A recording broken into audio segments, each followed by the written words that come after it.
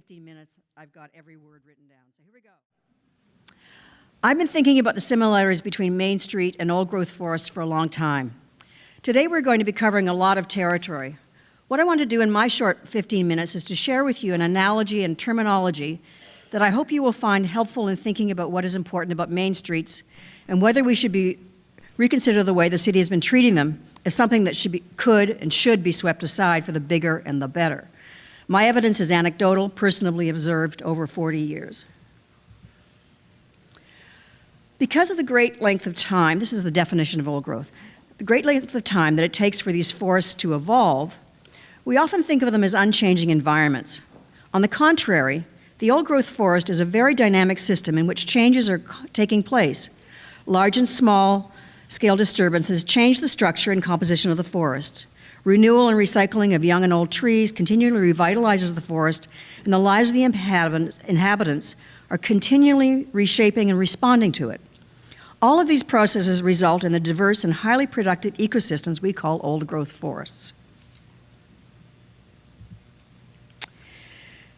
In 1978, as new graduates, I almost put a picture of us in here, Kim Story and I studied the history of an in-trouble Main Street in Chatham. Like many in that period, the street had been stranded by local shopping malls. Our approach began with the idea that those old buildings have heritage value that is worth restoring, and that their restoration would generate economic renewal. That is true. The approach has been successful wherever it's been tried, and as we looked more deeply, we found so much more. Those buildings took a long time to get there, and the originals were often built to last with pride. But it's the activities that the buildings support, their random ownership, arrival and departure that give Main Streets their unique richness and species diversity. It is the relationship between the fine-grained fabric, building fabric, public space, cultural and social and economic entrepreneurship supported by small capital investors that makes Main Streets worthy of stewardship. Gradual evolution, gradual and incremental change of all the small pieces and enterprises create a unique whole, like an old-growth forest, a place that stays the same while being in constant state of change.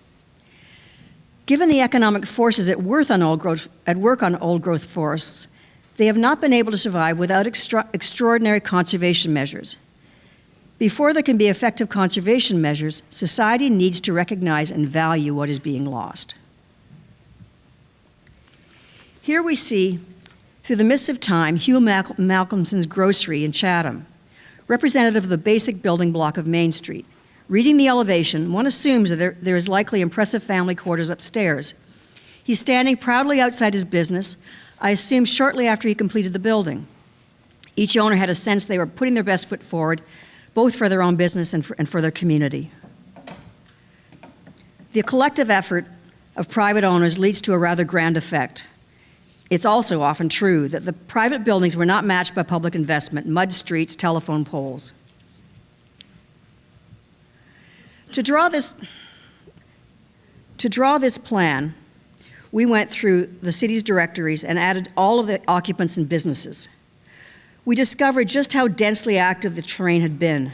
Not just people living or businesses, but Market Square, Town Hall, railway at each end of the street, river access on the north side, factories between the fashionable residential areas and the Main Street. Compact, dense, lively, prosperous.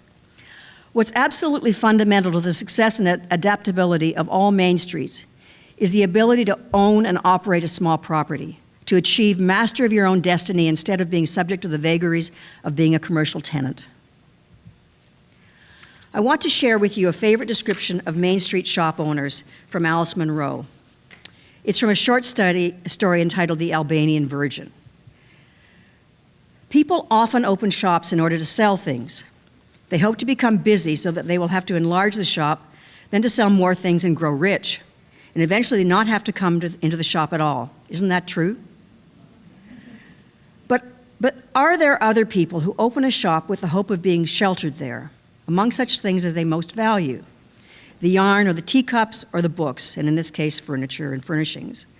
And with the idea only of making a comfortable assertion. They will become a part of the block, a part of the street, part of everybody's map of the town, and eventually of everybody's memories. They will sit and drink coffee in the middle of the morning, and they will get the familiar bits of tinsel out at Christmas. They will wash the windows in spring before spreading out the new stock. Shops, to these people, are what a cabin in the woods might be to somebody else, a refuge and a justification.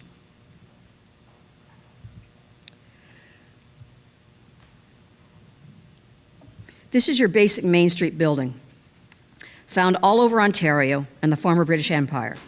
But it's endangered, particularly in Toronto. Current building codes make it impossible to replace this stock. The key obstacle is having only one exit stair for the upper floors. When we lose these, we can't build more. I also note the environmental value of these handmade buildings.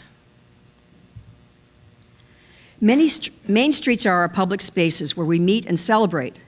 This photo of Yonge Street was taken in 1900 at celebrations for the end of the Boer War. We still do this on Yonge Street, even though most of the places that supported such fun are gone. The streetcar, the short blocks, the fine-grained Main Street, supporting and supported by the surrounding neighborhood, were a balanced, mutually dependent ecology between residents, businesses, and transport.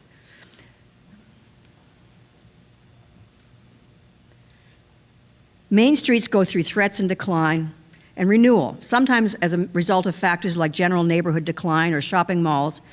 But it is at that point where main streets are ripe for renewal, when property values are low enough that a new entrepreneur might take a chance.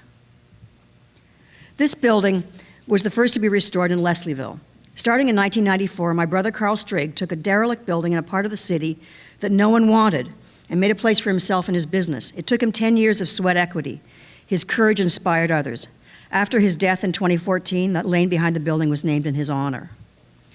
In this case, we are looking at a replacement building after a fire. Duke Cyclone was on Queen for 3 generations and has just sold to Gears. This is one of the few cases where a property owner has taken advantage of the city policy to encourage incremental intensification. It's on Queen Street West, across from the CAMH, owned by architect Kathleen Curtin, the current president of the OAA. Not every business owner operator has the skills or inclination to be a small property developer or can tackle the complex building code, site plan, zoning, insurance, and financing issues inherent in doing a small development, which is why we haven't seen more such projects. By a steady state, I mean main streets that have just kept going and continue to be the hearts of their communities. This one is in Hanover. It's not the least bit tarted up. Perhaps Hanover is just a bit too small to be of interest to shopping center or big box developers. The key marker of a steady state main street are the presence of food retailing in the LCBO, usually accompanied by a hardware store and other neighborhood services. These types of main streets are pretty rare outside Toronto, but we are lucky enough to have a lot of still very healthy state strips, such as Danforth, Leslieville, Roncesvalles, the Junction, Bloor West Village, and College Street. The ability to own premises confirms long-term stability for the businesses. Williams Shoe Store has been on Queen Street West for about 70 years now, and the third-generation owner is close to retirement. He stocks shoes that are not available elsewhere. For example, I bought a pair of boots from the Last Shoe Factory in Ontario. The independent retailer may also be part of alternative supply chains. Meet Marie Litwin and Shamaz Amayani of La Palette. They opened a successful small restaurant in Kensington Market, got heavily involved in the BIA and the community. They founded pedestrians-free Sundays, but they did not own their premises and were forced to move out of the market by a sudden rent increase. Luckily, they found premises on Queen Street West, so Queen has gained from Kensington's loss. They were lucky. Often such rent increases kill the business. Where are these businesses? Kensington Market? Nope. They are in early strip malls in the inner suburbs. I've observed in several locations that these properties have similar ownership patterns as downtown. These early developments were sold as individual properties with shared arrangements for parking. Oops, okay. Port Hope is an example of a main street that had hit bottom and turned to heritage preservation as an economic development strategy. Its restoration has been in progress for 40 years and has been highly successful with full occupancy, interesting mixed shopping, but also tending away from the steady state services and towards tourism businesses. This conservation success story was led by the local branch of ACO and the local Chamber of Commerce. Interestingly, it took the town council 10 years after the merchants started investing in their properties before they agreed to establish a heritage conservation district to protect the investments. Restaurant Row is under siege by developers. 2 lots have been reduced to facades with pressure for more to come. The restaurateurs are dug in and fighting, but the property owners may be picked off by speculators. The redevelopment along King Street is at such high densities that it has overwhelmed the streetcar system. This row needs to be protected as a piece. In my opinion, this is the heritage argument of this, using a values-based approach to heritage conservation, it is possible to designate the full fabric of the property or properties in a heritage district in order to preserve the deep cultural value inherent in the way of life that the fabric supports. The intangible cultural value of independent small-scale businesses that revive our economy, make walkable communities, are good for the environment, and are great places to just hang out. Invasive species. Sometimes pretty, but if left unchecked, can destroy the ecology of the street. A social housing project on Queen East. Great to have people living on Main Street, but no businesses, no business space at grade, no fine-grained property ownership for 2 long dead blocks of Queen East. In this photo, we can already see the pressure on the adjacent buildings. If we could restrict these towers to specific locations, they might be supportive. But what has played out all over the city is the first tower is the harbinger for more. All these businesses have since closed. Yonge and St. Joseph. This project moved the bar a bit by preserving more of the heritage buildings, but the occupancy pattern has been destroyed. Even though developments try to capture the incremental rhythm, without that individual ownership, Yonge Street is lost for good. Church and Queen Street West are not far behind. What a loss of cultural, environmental resources and opportunity for economic renewal. Luckily, this is a rare occurrence. The 20-foot ownership pattern is hard to assemble, robust because of its multiplicity of owners. This case was orchestrated by Brantford City Council, who expropriated, neglected, and then, embarrassed, demolished. This project is the poster child for our session today. Goodbye Cookbook store. Everything that made this a Main Street is gone. It's no better than the Brantford destruction, but brought to us by private sector action, abetted by provincial planning and tax policies, which I would describe as the acid rain of old growth. The facades are kept to fool us into thinking not much has changed, but too much has. It gets worse. The thin salvo of heritage preservation started as a facade. Then the facade fell down, and finally has been remounted in new materials as a pastiche. I don't know whether to laugh or cry. I'm just wrapping up now. On a functioning Main Street's demolition and replacement is relatively benign, one small property at a time. But what has been happening in Toronto of late is very worrying. The Avenue's redevelopment programs rarely see these streets as anything but places to feed into the maw of the intensification maelstrom that is seriously endangering Toronto's livability. At best, heritage has served as a set of hand-picked pretty ones. But the far more important heritage of how these streets support rich city life is being lost. Alice Munro's second type of business owner is disappearing as fast as the buildings. I would argue the loss of our Main Street's fabric undermines our future as a desirable place to live and a creative city.